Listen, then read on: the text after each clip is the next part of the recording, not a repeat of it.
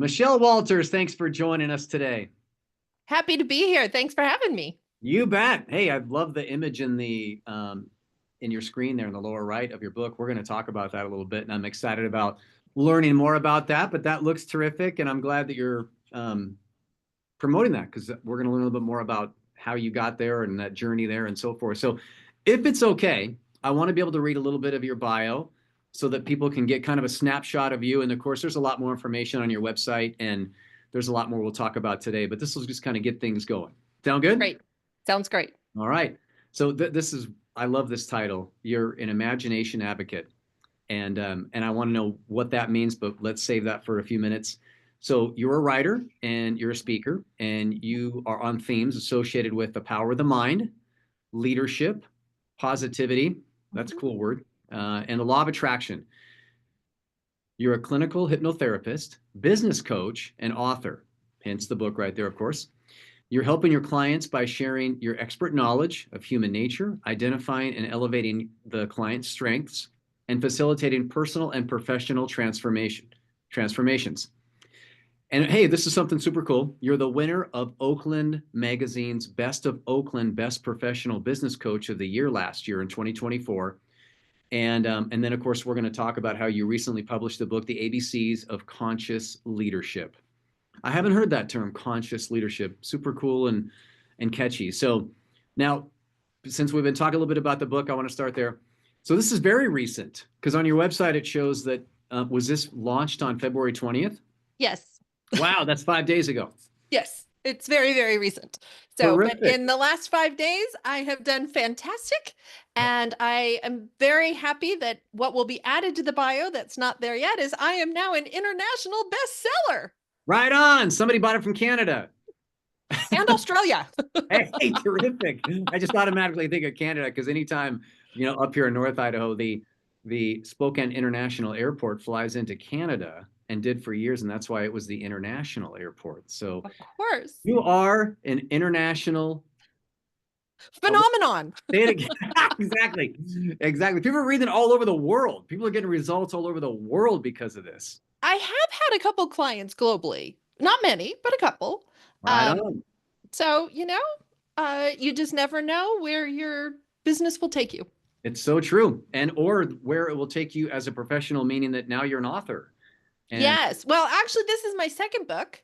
I published a book 3 years ago called An Alignment of Spirit, Finding Work You Love.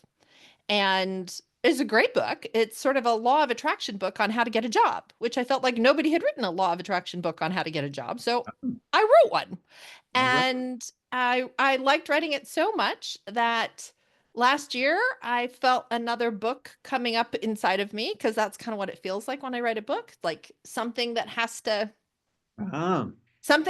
take shape and form for us here on Earth. And the book that came up last year was The ABCs of Conscious Leadership.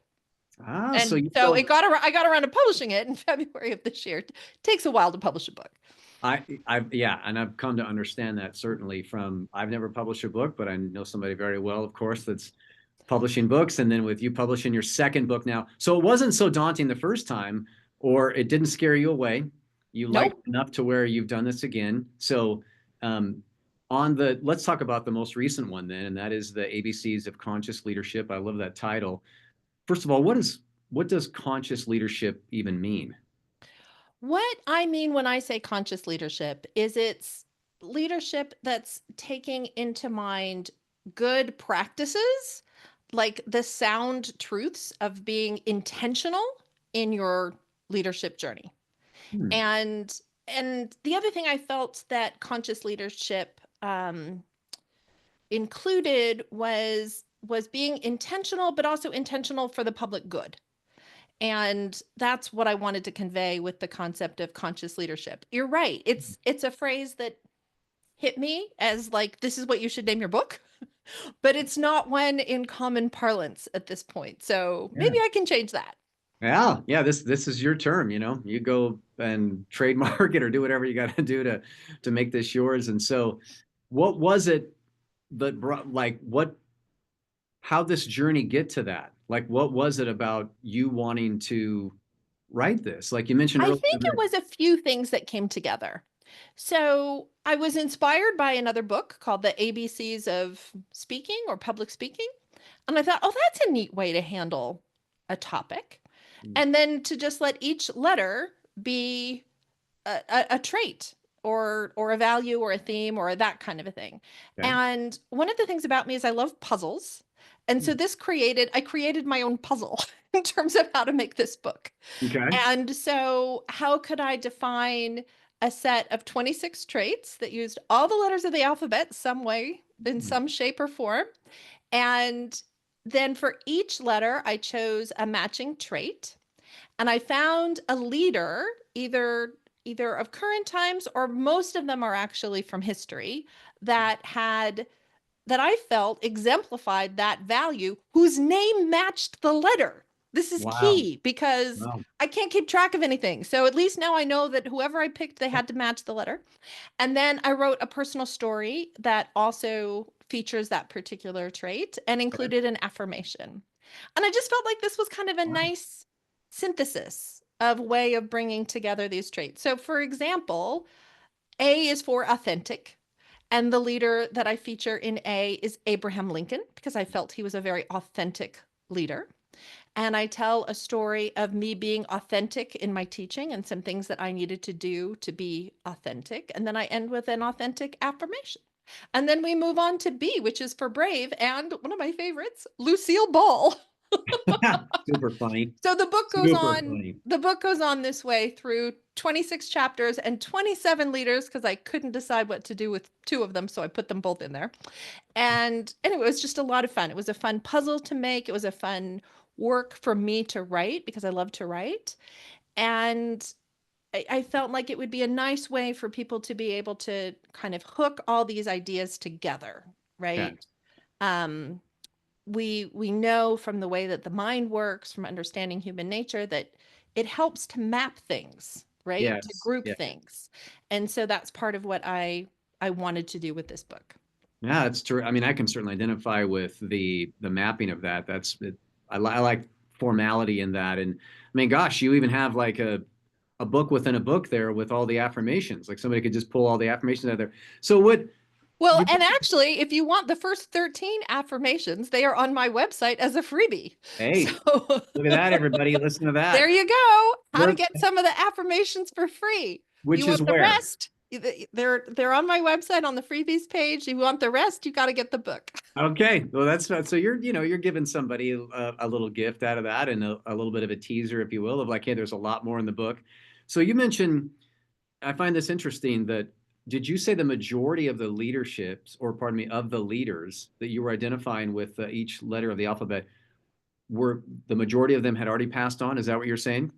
I haven't sat down and counted Okay. recently exactly, but I think most of them are from history. And I Okay. I did that intentionally, just because I thought, oh, if I pick somebody real young, what if she destroys her reputation and she no longer features that trait as one of the main things we think about Oh, her in her life?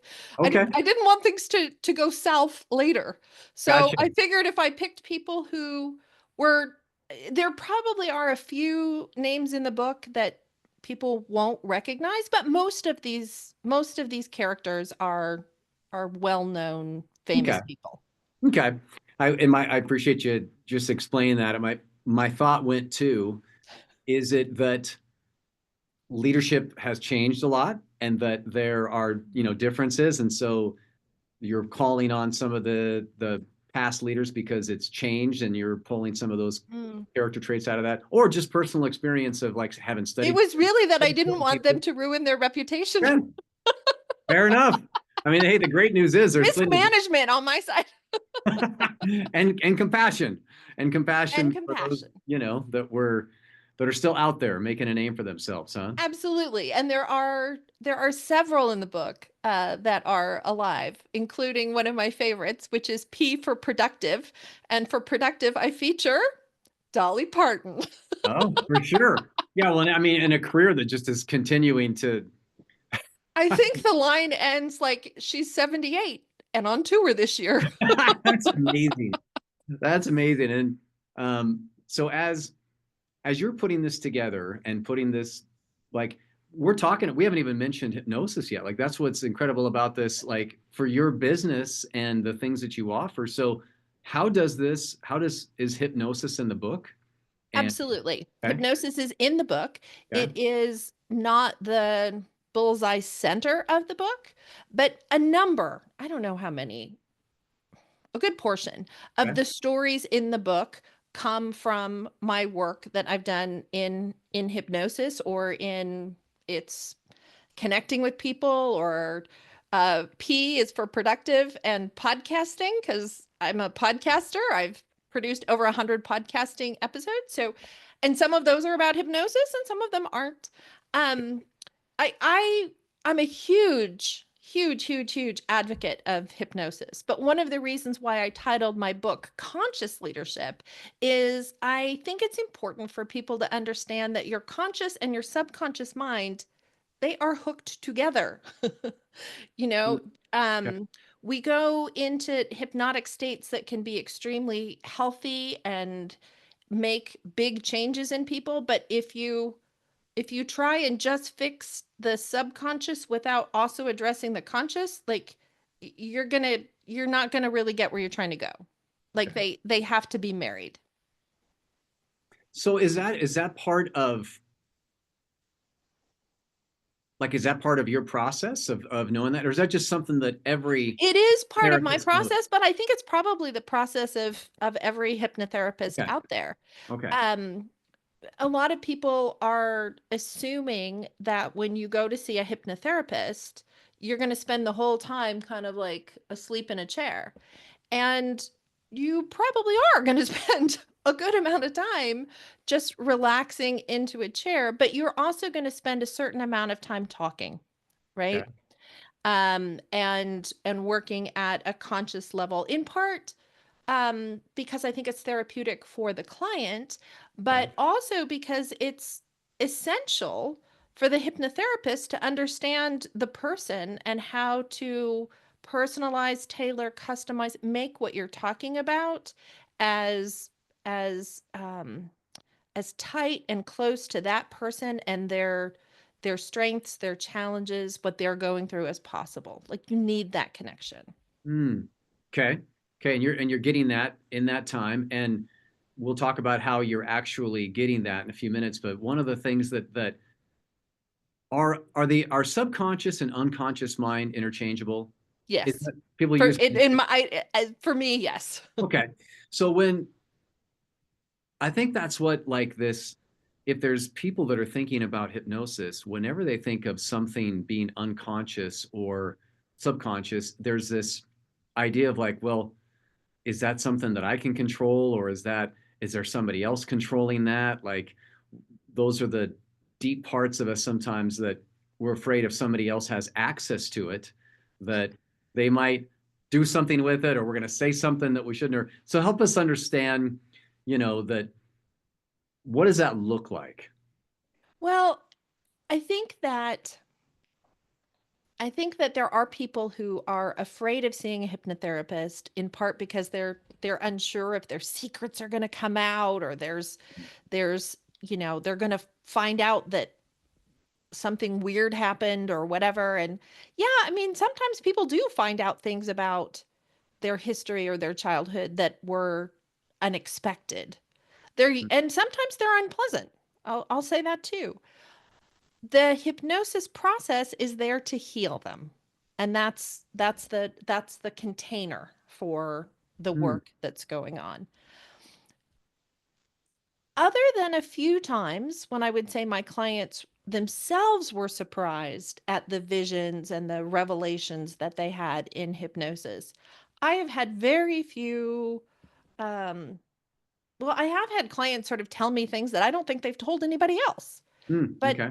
you know, um, I've seen a couple of people for betrayal, and there were not a lot of people who knew about the sideline lover. Hmm. Um, or wasn't quite a lover, but felt like betrayal anyway. I had a woman come to see me. This was interesting. She came to see me because she had put on weight and she really wanted to lose her weight. And soon after I started speaking with her, I realized that, yes, I could understand the weight was a problem, but the weight was really a result of her now caring for her husband who had Alzheimer's. And so he had Alzheimer's, and part of how she was coping was overeating. Mm, And so, we could work to a certain degree on the overeating, but I also kind of knew that until she could figure out what to do about how to better manage her stress and her situation in terms of her caregiving for her husband, like that was where this was coming from, right? mm, And so we worked together, we made a little progress, and then when I spoke to her about a year later, the first thing she said to me was, I moved him to a home. mm. And I knew that that was really for her the breakthrough that needed to happen for these other things in her life to come about. So if you're in this example or probably several others, and you identify that there is something else, so there's it in this case or others, do you as part is that part of your coaching? Is that part are you do you move to that other side and go, hey, this is this is what I'm hearing. You're helping them understand this is what it could be, and then you can go I down. bring it up. Okay. I don't know that everybody does, but I do. And are you making like you're and so you're focusing on that and making and helping I coach am those pointing in things? this case for this particular client. Okay. I shared with her that first of all, I felt great empathy for her. What a difficult situation to be Yeah, in, no doubt. right? And then I shared with her that I really felt like this the caregiving role with her husband was um the seed of the overeating and some other issues that she had Okay. brought up. And until we could get back to, like, she needed to do the work to heal that relationship and to make some decisions about that relationship that at the moment she started working with me she wasn't prepared to make. Okay. um that was what was, that was the foundation, I guess, that needed to be solid before you could build the right house. Does that So make is sense? is this would you consider like this something maybe even unique to your practice that because you're doing business I think this coaching, happens to hypnotherapists all the time. does it? People show up and say, I want to talk to you about eating sugar. And then you get talking to them a little bit more and you find out, no, really they have a confidence problem. Hmm. Or people, and then I've had people who come to me being very specific saying, I want to solve this problem. And then you realize that there are actually a lot of potential problems you could be working on. um, and then I've had other people, so there's kind of two kinds of people. There's that Okay. person, and then there's the other person who shows up and they're like, okay, I want to fix A, B, C, D, E, and F. And I'm like, your subconscious can't handle fixing A, B, C, D, E, and F today. We got to pick. We got to pick one or maybe two that are highly related, but like, so people are different. And I think that's a huge reason why I love doing this kind of work, because you just meet all kinds of people I would and imagine and just learning about they people's tell you lives. fascinating things. Oh, I can imagine. It's interesting what people will tell their barber, let alone their hypnotherapist. And so, what's actually happening when you're working walking them through this, and they're let use the example of somebody saying, "Hey, I want to lose some weight," and you're identifying that there's something else, because that's a biggie with a lot of people. So, what's actually happening? What's the process for whatever you can share that is actually happening where somebody's realizing, oh, I guess it's not about the weight. That's, maybe a symptomatic of something else. What are you actually doing? Like what's Well, let happening? me shift to a different example because I Okay. think I have an example that I think is kind of interesting and might be something that other people relate to. Sure. So I had a client who came to see me, and I do a fair amount of work with helping people change behaviors. And she came to see me. This is a gal with a degree from like UC and Stanford, and she's like a professor at business school, and very um strong, smart lady. And she comes to me and she says, "My nails are a disaster. I'm always picking at them constantly and they bleed and they're embarrassing. And I don't know why I do this." And so we began to work together. And as part of that work, I used a technique called regression. Regression is a technique where I take a client back to an event from earlier in their life that is related to the presenting problem. Okay. She went back to a vision, a memory, maybe a dream, but I think there's some realness to this one. She went back to this vision of seeing herself as a young child, maybe 3 years old, playing with one of those dolls that had a big string on the back. Okay. I don't, the doll, we used to have dolls with strings on I the back, and you remember would pull the string they were my and the sister. dolly would talk, right? This was old technology. She was playing with the doll and as a tiny, a toddler, had wound the string so tight around her finger she couldn't get it off. It was the middle Mm, of the night. She's in bed by herself. She starts screaming and crying, and she's it hurts and she doesn't know what to do. Well, so she's doing this. Meanwhile, her parents are sleeping down the hall. Well, her dad is a Vietnam vet with post-traumatic stress. mm, For some reason, he's having a vision that they're in enemy territory and someone is crying so loud that that person's going to give up their position. So the dad freaks out. So now mom wakes up. This is my client's mother, wakes up. She's got her husband freaking out, thinking that they're being invaded. She's got her daughter screaming and crying about her fingers and can't quite figure out what that's about. Well, the mother decided just to scoop up the child and whisk her away to grandma's house and spend the night at grandma's house. Just that was what her mother decided to do. So my client was incredibly traumatized by all of this. She was a little girl. She was in pain. She was crying. Her dad got upset. She didn't know why her dad was upset. She didn't understand why mom took her to grandma's house. All of this made for a trauma that had been buried under the surface that she was not aware of. mm. And so when this vision came to her, when our work together revealed that this was what was related to the habit in her 40s of picking her fingers, she could go, "Wow, now I know where that comes from. Now it has meaning to me. Now I am ready to let it go." And her hands got better. Wow. So, Man, isn't that something? it's a it's That's a it's fascinating. it's It is fascinating, fascinating to me. and it's absolutely fascinating to me too. Was this imaginable when we started? No.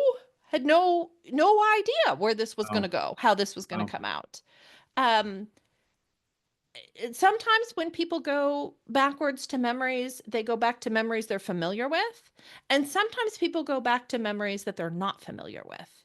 Mm, And as the therapist, my job is to figure out what's the lesson in this? Where's the connection? What okay. about it needs to be healed? And then walk the client through the process that's going to disempower that vision, that old thought, so as to empower my client to make whatever change it is we're trying to make, be healthier, happier, Mm, more confident, um, let go of phobias, stuff like okay. that. All the stuff I'm sure that you've seen just over the years that it it is interesting to me to know that all of that stuff is still there. Is it true? Like we have to double click on some virtual files in our head and drill down and, look through some stuff to be able to find those and bring them back up and look at them. But is it true that the Here's the that thing is I've records all the decided it stuff? doesn't matter if it's true. It doesn't matter if it's true. What matters is that is what my client's subconscious took them to. Hmm.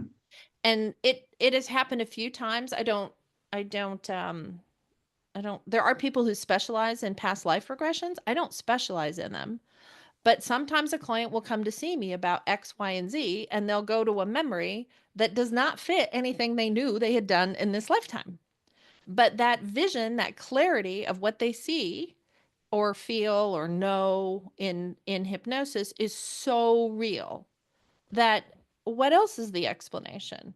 Hmm. So, I, I just I'm a healer. My job is to figure out how to heal somebody. I had a client once who we were working on some issues with developing her business. And in her regression, she went back to a vision of seeing herself in jail. She knows she's never been in jail.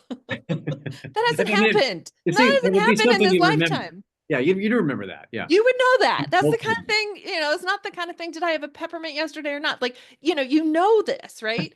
And I like that. and so but so that's what we needed to work on, right? Okay. Um and it's fascinating work. I just love it. Yeah, no doubt. I mean, just to whether or not it's interesting to hear you say that, if whether or not it was actually a past life or whether or not that event actually happened, what it's that that's what they're remembering and that's where their subconscious is taking them, then it gives you an opportunity as a therapist, someone who's trained in that, to go, okay, we have something here.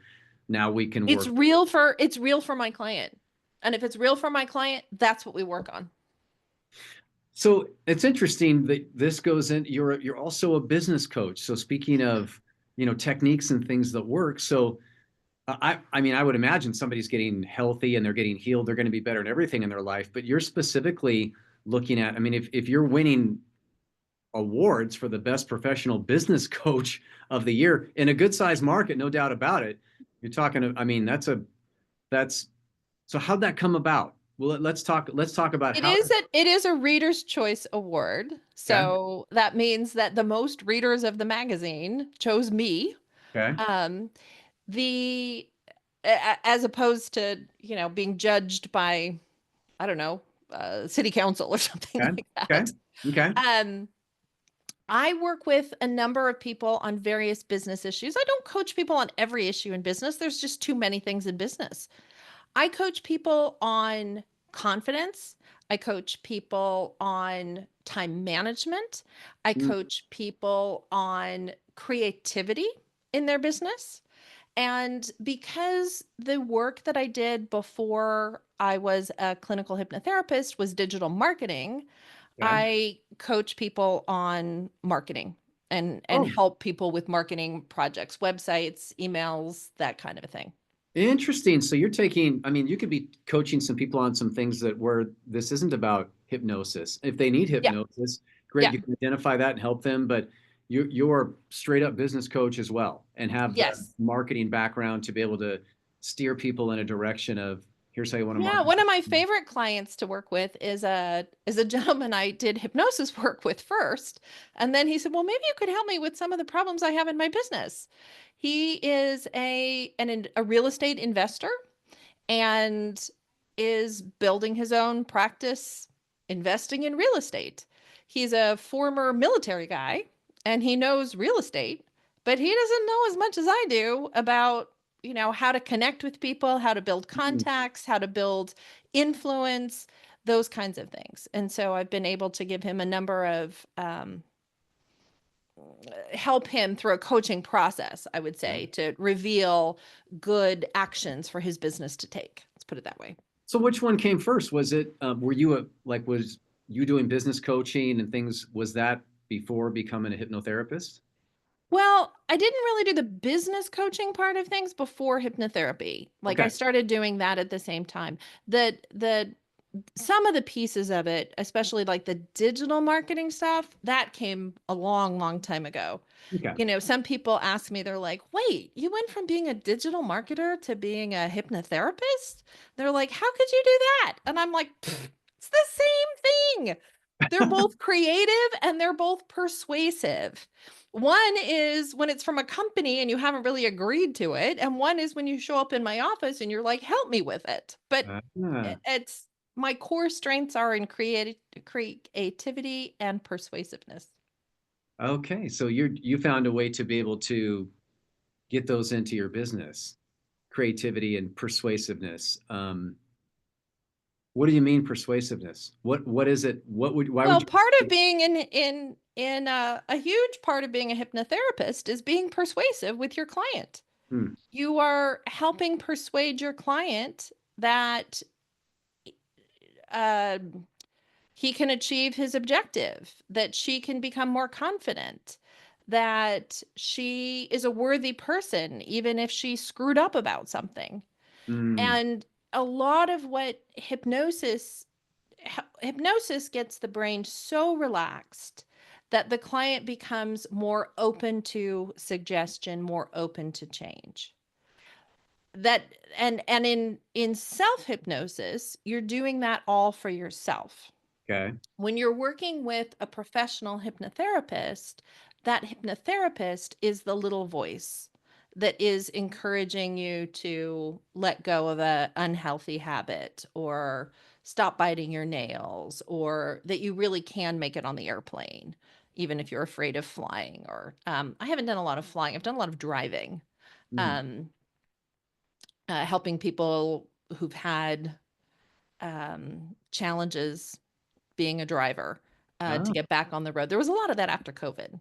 was there? So people that like, because was it because they were off the road for a significant amount of time and then they're back in the saddle of it? Some of them, I think it was because they were off the road for a while. Hmm. Um, I had one gal who, she's lovely. She came to see me. She had her driver's permit since she was like 16 or 18 years old, but she was in her early 50s and she'd never gotten her license. She'd been sort of terrified of driving, and so when she did drive, like she'd had a permit all these years, right? She would just drive and she would be there with a licensed driver. So she was okay to drive because she was driving on a permit with a licensed driver. Well, her husband suffered a medical condition and he's okay, but he wasn't allowed to drive for a period of time. And so she was like, I'm gonna have to drive. And she's like, I'm this is being forced upon me because of what happened to my husband. And I'm like, no, no, no, no, no. We're reframing this. This Mm, is your independence move. This is okay. about you being independent. So we had to reframe it a little bit. Oh, she said, that's much better. Yeah, yeah, I can help with that. Okay, so you're going to be independent. And then I helped her in hypnosis to imagine the driving, to get past the things that were scaring her. And lo and behold, she got her driver's license. And Hey, so, now here's this woman who's able to drive, and who's able to legally drive, who has her own car. I mean, she'd been okay. She'd been legally driving, but not under her own license. So how long did you say she had a permit? How long? she had her permit, I think, from like age 18 to 50. That's fantastic. I mean, it is interesting when I've been challenged by some of these folks who come to see me about problems that have existed for literally decades. I had another client who came to see me, a woman who pulled her hair. And it's like a psychological tick. It's like a thing she pulled her hair out so much. Let me see on this side. She'd pulled out this whole space behind her ear that had no hair at all because she'd been pulling it out one by one. She would get kind of in wrapped in thought and then worry, and then she'd pull it down to just one little hair and then she'd pull it. And this had happened so much that she had to wear her hair in this weird hairdo to like cover up the fact that she was bald back there. Wow. And she'd been doing that since she was like 15. And she was retiring, but she was kind of young. She was like maybe a 60-year-old retiree or something like that. And but she'd been doing it all that time. Wow. And we worked together and now she doesn't pull out her hair. And I joke, I was like, well, she came with one problem, but she left with another. She came with missing hair and she needed hair extensions. Well, and if there's any apprehension on buying them, you can just find out more about where that comes from and be able to work through it. If it, so people living with these things, and I'm not suggesting I haven't been living with stuff. I mean, just as people, you just like, you hold on to these things that you know aren't as healthy or that you can do better, and you adapt and stuff. But to know that it could be gone that quick. I mean, there's one thing that I'm learning when talking to to, all of you professionals that are getting prepared for the Prosperous Women Summit and learning more about not just your modalities, but hypnosis in general, and just thinking, my goodness, like it can happen that fast. People, Well, and I want to be careful. okay, Like it can happen that fast, but she didn't come to see me once and have it go away, okay, right? Um, and it kind of depends on the person, and it kind of depends on the problem, and it kind of depends on a number of things. It's not always predictable. okay. Um, there is kind of a myth about hypnosis that, oh, I'm going to show up and sit in somebody's chair, fall asleep, and I'll instantly stop overeating or stop drinking or stop whatever. And yes, this has happened, but Okay. it is not it's not helpful to think of it as, and that will happen for me. Okay. Okay. Um, certain things, and now that I've been doing this for a while, I can say, oh yeah, I kind of understand this. Certain things are usually harder to change. Um, I've done a fair amount of work in helping people to stop drinking. And while I can get people to stop or dramatically cut back on their drinking, what I've noticed is what happens a few months later. Something bad happens to them, and out comes the bottle. Mm, And, so people have asked me, well, is this permanent? It might be. mm. It might not be. Time will tell, you know. No, it's great to be real with people and be able to have an honest conversation and say that um, I would assume it could be positioned that, hey, you have the tools and resources to be able to help people. You have helped a lot of people, but at the same time, everybody's different and everybody is responsible for doing their part. I'm assuming that there's still some work that has to be done on the other end for the people that are, Absolutely. Well, and some of these things, like I had a client who had been drinking a bottle of wine a night. She didn't want to drink that much. She wanted to drink a glass or two of wine. So we got her down to drinking 1 to 2 glasses of wine instead of a bottle, which was massive, right? And she did great. She did great for months. And then something happened to her adult son, and her adult son needed to move in with her for a couple of months. Well, that was super stressful living with her adult son. That was not what she wanted. And so she found herself, that 1 or 2 glasses started getting lower and lower in the bottle. So she actually waited until he moved out. He was with her a couple of months, and then he moved on, and she called me and she said, "Hey, this happened. I need a rework. I need to get back to where we were." So we got back to where we were, and to the best of my knowledge, she remains there, so okay. things can happen that throw the balance off, is what I'm trying to say. Okay. Yeah, we get back out in our lives and things like that. But I'm assuming also that you've seen some pretty incredible transformations and people that have had those things and they've been free of them and they are having a completely different experience because of it.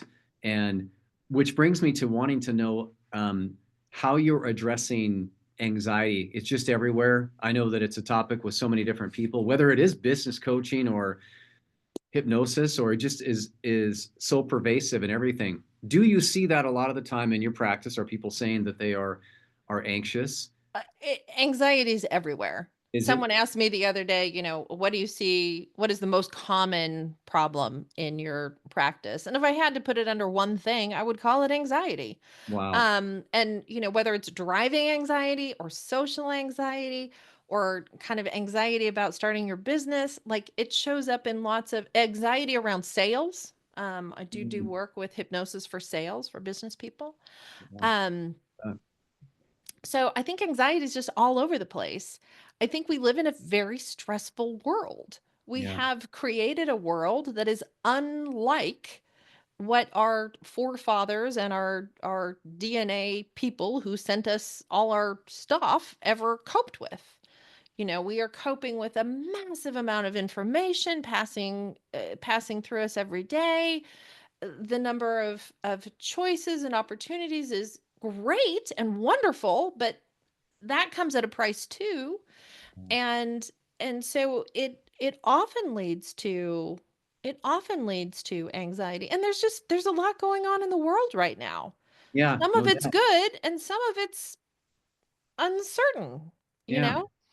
And so anxiety really is it's a big thing. And I mean, I think there's sort of like the broad ranges of anxiety, and then I've seen a number of clients individually for very specific kinds of anxiety. One of my clients came to see me. This lady's like, she's in her early 70s, but she's been a realtor forever. Super confident, goes to the gym every day, like this is who she was. And she, all within a week or two, a level of anxiety just came upon her that kept her from going out of the house, kept her from calling her friends, kept her from driving to the gym. Um, like she was just overwhelmed by anxiety. Had never felt this before? Had never felt anything like this before. I mean, she said, No. yeah, she'd had bad days before, but not like this day after day, couldn't do anything. She recognized something was off, something big. Something was off.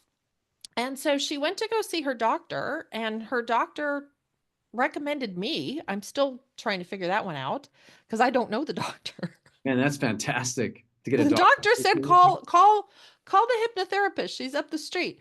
So this gal came to me for a few months. It was a more was a harder case of anxiety to resolve than And it wasn't even a most. lifetime of anxiety. Like it was that Nope. tough of a case, but it came on late in her But life. it came on late in life and just like someone had thrown a blanket over her. I mean, What just what like sudden. what do you think it is? Like what do you think? Do you I don't know? know. I Like don't do know. you We know did how a to, lot of work trying to figure out where this came from. oh, Um, her daughter thought it was related to the fact that my client had stopped drinking and thought that maybe this was an effect of oh, stopping drinking. But I, I don't I don't know that. That didn't feel right. okay. Um, maybe. I mean, I yeah, don't know. some certainly alcohol is used to, numb the effect of anxiety. That's certainly. Yes, but she'd stopped drinking like 6 months before. Oh, okay. And so it wasn't like she stopped drinking and then 2 weeks later she came to see me. Like Gotcha. this had been the stopping drinking had happened quite a while ago. I mean, that being said, alcohol sits in your system a long time. Like they say, it takes like a full year of it being out of your system before it's really, really out of your. I don't know. I don't Yeah. know. And in our work, we tried many times to uncover like why? Where did this come from? What is the specific connection point? And we didn't get there. And so I think about that when I work with clients. Some clients we can figure out this is where this is coming from, right? That there does seem to be a link or a trigger or something. And then there are other clients where may we might have hypotheses, but we're unclear. Okay. Um, that doesn't mean hypnosis can work for both. But the speed and process and what the sessions are used for and that kind of a thing can vary depending on what comes up. Okay. Yeah, I mean, my goodness, with how different people are, with how different people's lives are, even though we all have a lot of things that we can identify with each other and understand about each other, boy, the truth is we're all still very different, and all of our lives are different, and all the different things that you would see, I would imagine, just the list goes on and on of. And is it true you're just constantly even engaging in new things, like things that you hadn't heard of before? Like, is this an ever changing situation where somebody comes in, you're like, I've never heard that one before. Like, is that pretty Oh, consistent? yeah. I mean, I don't know if it happens every month, but Okay. I frequently get asked, do you do this? Do you do that? And and there are a few clients that I've said, no, that's not something Okay. I would do or I would work with. Um, not often, but every now and again, a couple of people brought me problems that did not feel like mine to solve, right? No, that's great. You have the It's an integrity. important, I need to know what I can, what I, what I'm comfortable with and what I can be successful with. You bet. Um, but then I've also had, I've had multiple clients come for hair pulling, and what was behind one woman's hair pulling was completely different from what was behind the other person's hair pulling, you know? The The work that the you're doing. driving anxiety, like, it's this for this person and this for this person and this for this person, and, so even if it's a single problem, the the, um the how that became a problem, why it's a problem for him or her, it's always an investigation. Yeah, I bet that keeps it super interesting on your end. And would you say that it's fun, like what you do? Do you have fun doing what you I have fun with it. I will say there are days that are not so fun, okay? right? Um, it's not that fun when I need to help walk somebody through trauma from their Okay. childhood or youth. That's not fun. Okay. But the it's rewarding, I Okay. guess, right? Um, a lot of what I do is fun. I love making up recordings for people. I love writing books. I love speaking. All of those things to me are fun. Okay. Um, and so, but I will say that there are some things that are not so much fun, but rewarding. Okay. Well, you wear it that you're having fun in what you do. You're smiling a lot. You're laughing. You clearly, and that's one of the things you mentioned that you're doing is positivity and things like that in your practice. So, as as we as we get close to wrapping it up, there's a question I have with business as a business coach. What are what are some of the things like, is there a trend right now with what people are looking for help as a business coach? Are you seeing a consistent thing that people are coming in for with regard to business coaching? And then a second part, where is it that you can help, and what have you done to be helping people in that you can tell business people right now, business owners, people that are, If I had to really simplify it, I would say that actually, this is probably not the right way to think about it, but anxiety. Business owners have a lot of anxiety. There is a high degree of uncertainty in our world, whether it's AI or climate change or are they going to get swallowed up? Right? All of these things are concerning are concerning things to people. And I'm sorry, what was the second part of your question? yeah, just like the and it was wanting to know, is there a consistent thing that you're seeing with business people? So like, is there a It's trend or something? anxiety. It's anxiety over the extreme levels of uncertainty that Okay. business owners are trying to manage in their businesses right now. Okay. And uncertainty as to interest rates, uncertainty as to marketing strategies, uncertainty as to will TikTok come back alive? Yeah, no, it's Who because knows, it's right? such a dynamic, everything's It's dynamic a and changing. very dynamic, Yeah. space right now. So when you're coaching somebody and they're in that place, you've got them, let's say, by in a hypnosis session, could it very well be that they're in a place and the chatter and the noise and everything is at a place where they can receive some things that they know, like some revelation comes to them. Maybe it's even in their own thought process or their own subconscious, but now it actually they can hear it. They can understand their own thought process enough where they get some insights of like coming out of a hypnosis session going, I know what I'm going to do. Like they can solve their own problems because their mind was open. Is that okay? You're Yes. shaking your head like that's Yes. that's I that's see real. that a lot. I Okay. see that a lot. Okay. Um, there's something about one of the wonderful things about hypnosis is that it pulls focus, right? When you're in a state of deep hypnosis, you're not noticing that there's cars driving by outside or that it started to rain. Like none of that matters. You are just completely focused on what's going on Yeah.